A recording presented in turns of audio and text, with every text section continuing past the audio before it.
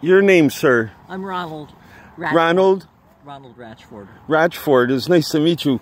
And you knew my grandpa Clarence. I knew Clarence, yes. Clarence Olds. Knights of Columbus. Knights of Columbus. And he told me stories about President Carter. Yeah. And everybody that belonged into such association. This is incredible for me right now. For what I'm doing in the computers today, you're find out that somebody. What's your background? Well, my background is both in history and in computers, which may seem like a strange combination. A bachelor's degree in history. It's not. And that's and a master's degree. This December is going to be. This December, I think it's going to be 46 years that I got my master's degree. Really? So it's changed a little bit. I got mine in 2007. And from where? What location? I actually went to MIT. I had it in split parts. Went to Hudson Valley. Yep. And also did some work for NASA, which I got special training through there. Also with the National Guard, which was big. But how long have you been here? Well, I was born in Schenectady, and I've always lived in Schenectady County. And most of that time in the city of Schenectady. At one time on State Street, now on Union Street. Yes. It was a brief time in Glenville, in the early 1960s. But aside from that, pretty much in the city of Schenectady. My goodness, Alco was here, GE was striving. My father worked for GE. I've been active with the Knights of Columbus for years, and yes, I remember Clarence Olds. Guess what? My granddad said Clarence. He told me, he said, make sure you get my golf clubs back from President Carter. I met President Carter back in 1983. Incredible. Yeah. This is incredible happening right now. I remember him talking about Jimmy Carter and his experience with with his friendship. And see, of course, Carter stayed in the area for I'm not sure how long it was, and then his father died, and so he moved back to Georgia to run the peanut business. Yes, you know, my granddad used to go, oh, you're something else. It's so good to meet you. Likewise. I'm excited. You have an awesome day. And then with my computer background, and my leap ahead, I will help with security. I will certainly help with that. And you just made my whole life ahead. Isn't it strange, the connections? So yes. You mentioned Olds. Oh yes, I know Clarence Olds. That's Olds. Yes, my granddad. Yes, you know, he lived over at off of Midline Road. Middle Line Road, Rexford is where we lived. We lived down at the oldest trading port at the boathouse right there. There's an old trading port my granddad had bought. This is something. Yep. You are the man. Thank you. And he would talk about his experience with Jimmy Carter when he was in the area. Yes. Thank you so much. You just certainly clarified my life. What's the chance of running into somebody with these connections? Give it here. I tell my followers, I tell everybody that I speak with the same thing. The connection, the alignment.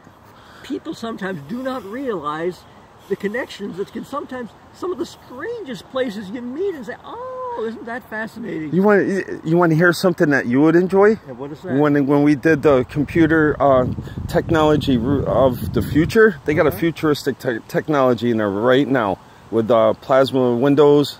With computer images right in the glass.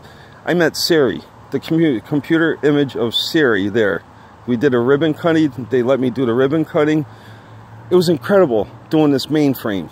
It's that 5-story building, Building 55, down there, turned into a whole computer mainframe. So. A lot of changes with GE. Yes. A lot smaller than it once was. Yes. When my father started working for GE, it was probably just a little before the U.S. entered World War II. He was like around 1940 or so. Because we entered the war around the end of 1941 after the attack of Pearl Harbor. Did he ever talk to you about Roland Olds, the pilot? I don't know if he did. He did a maneuver that he got shot by some Fokkers, they called them, right? Oh, this is World War I. World War I. Yes, yes. He got shot, and the plane went down, and he turned it into a glider, and he shot at least 22 planes down as he glided down. And he did a maneuver that went through the Air Force. He made that happen. Isn't that so? This is. I just want to let you know my background. And my dad, Dwayne, he was in the Navy on the USS Nimitz. That's Clarence's son. Yeah. I'm Dwayne Olds Jr. It's awesome to meet you. What's the chances? What's the chances of the connections? That's what I tell everybody. Olds. Yes, I remember Clarence Olds. I was active. I'm still active with the Knights of Columbus. And, it's a pleasure. That's how I got to know Clarence. It's a real pleasure. I don't mind doing this at all for everyone. This is a historical point right here. This is where George Washington come down. This is why I'm here. I'm taking video footage of where George Washington brought his troops. That's why I'm here. And then to come through with a computer connection, and my people know what I'm doing. And this is my life, talking to the people of the back in the days of old. That's how I learned a lot from Schenectady. I didn't mess around. It's amazing how you can meet people. There was a gentleman that lived over on Washington Avenue. Yes. I think the number was around 20 or so. It's almost opposite the historical site, but a little this side of it. His name was William Van Bergen Van Dyke. Double Dutch, as he described himself. He was Dutch on his father's side and on his mother's side. Of course. And Billy Van Dyke, Billy as he was known here, was actually had the chance to, I think, first meet Thomas Edison, probably around the maybe the early 1880s. Really? This gentleman was born on September the 8th, 1875, and I took a picture of him with the telegram announcing the birth of a baby boy himself, Billy Van Dyke. William Van Bergen Van Dyke was his father, Francis Cuyler Van Dyke, was a professor of, I think, science or sciences at Rutgers. And, Rutgers University. And he I don't know if it might have been simply Rutgers College at the time. I don't know. I think it was, and then father, back the name. The father was on the faculty there. I think possibly from the 1860s into the 1890s. Good God, really? And Billy Van Dyke, I interviewed him on a couple of occasions. Once when he was 103 years of age. Oh my goodness! Really? And another time when he was 104. He got back to Rutgers in 1975. I think the year he was turning 100. They were having a it was like a alumni weekend, and he was honored with this beautiful plate specifically done for him. Not very many people, for some reason, showed up for their 80th anniversary of the college. Really? 80th anniversary as an alumnus. Are you serious? Yeah. I think he may have actually made it back to his 85th. He lived to be not quite 106. He lived to be 105 and a half, roughly. William Van Bergen Van Dyke. Years later, now, see, how would he have met Steinmetz? Well, his father, Professor Francis Cuyler Van Dyke, I think had his little boy accompany him on a visit to Edison. This is down in New Jersey, probably not that far from Rutgers, New Brunswick, New Jersey. Yeah, Thomas Edison had built those homes over there, the concrete homes. And years later, he was president of what I think was called the General Electric Company of Brazil, and he was working in South America. This would have been about the time of World War I. Realized by that point he was already about 40, or maybe in his early 40s. By the time we entered the war, he was already in his 40s. In his 40s. And he was. I believe it was while he was in South America that he met some representative of Edison who was visiting, and he related the story. As a youngster, he had this chance to meet Edison. Well, that's incredible. Word got back to Edison. See, of course, Edison lived until 1931, And word got back to Edison. Yes, he remembered. I think this little boy, the son of the professor, Francis Cuyler Yes. Van Dyke, and Edison personally inscribed a large photographic portrait of himself. And I took a picture, I think, of Billy Van Dyke with the that portrait inscribed to him. Now, this would have been done probably. Maybe around the time of World War I. Wow. But it was as a youngster that he had actually been with his father on a visit to Edison. That is incredible. Truth is almost stranger than fiction. Yes, And, it is. Billy Van Dyke had a fascinating recollection for the distant past. I think sometimes people remember the distant past more so sometimes than the recent past. Yes.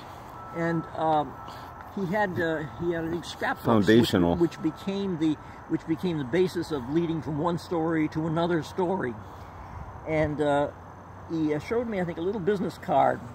There was something written on the back. Apparently, it was to serve as a safe conduct pass to get from one side to the other during a revolution that was taking place in South America. Really? But he was an amazing person. Billy Van Dyke was also... That's great information. He was president of the General Electric Company of Brazil, and then he was also high up in what was called the IGE, the International General Electric. Yes, I've heard of that. But again, he was born September the 8th, 1875, and he lived, I think, into 1981. Really? So, Don't mind me, it's a beautiful day. I'm trying to capture a good... You're photogenic. So again, sometimes truth is almost stranger than fiction. Yes, it is. I'd not expected to talk to somebody who was doing research on something like this, and whose grandfather happened to be Clarence Olds, who I knew, and that's incredible. We get talking about Jimmy Carter. I remember he would. You want to hear something? You want to hear something? Yesterday, yes. I was down and out. I miss all my family. Mm-hmm. Okay, my daughter came down to downtown Schenectady, Proctor's, where I was. Mm-hmm. I had no idea she was coming down there. She comes up to me, gives me a huge hug, and that satisfied me for that much. Right now, you just clarified a whole bunch with my family. Thank you. Clarence was my favorite person in my life. He told me a lot. As much as you were talking to me, he helped me out too. And guess what? Guess what? What? We had a lot of artifacts from Edison in our house. The Ediphone, we had wax cylinders from Thomas Edison I have with his speaking. of course, I have some of the commercially produced things.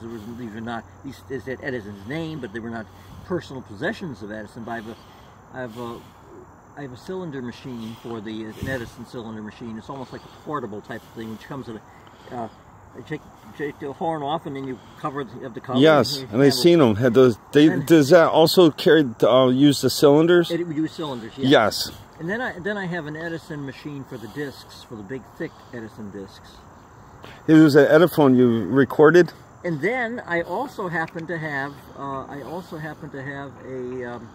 an early dictating machine. Yes. And that was I think some of the discs were somewhat larger than the discs for the regular phonograph, and they were used. It was commercially. It was a commercial use of this for dictating equipment, and some of those were Edison cylinders, but Edison cylinders made for the dictating machine, as distinguished from the Edison, I don't mean Edison, just Edison cylinders for the dictating machine, as distinguished from the Edison cylinders for the phonograph. Isn't that something? You know, you made my whole entire life ahead. You want to hear that? That's good to hear. You have. Can you say your name again? I'm Ronald. Ratchford. Ratchford. R-A-T-C-H. And my last name's Olds, and you're Ratchford. Ratchford, yes. Don't mind me. So D-W-A-Y-N-E. Junior. Junior. My dad had passed away in 2007. God bless his soul. And Clarence had passed before that. Yes. Just shy. Quite a few years ago. Yes, he did. When, but oh yes, I remember. He married a new family, the Rose family. If you ever heard of them, if you heard of him being remarried, but they took every single bit of the Oldsmobile vehicles that he had. Oh, did he have Oldsmobiles? Yes. He had my, you want to hear something real funny? They used to be motorheads there, my dad, and they would take motors and make them into the early monster truck style, okay?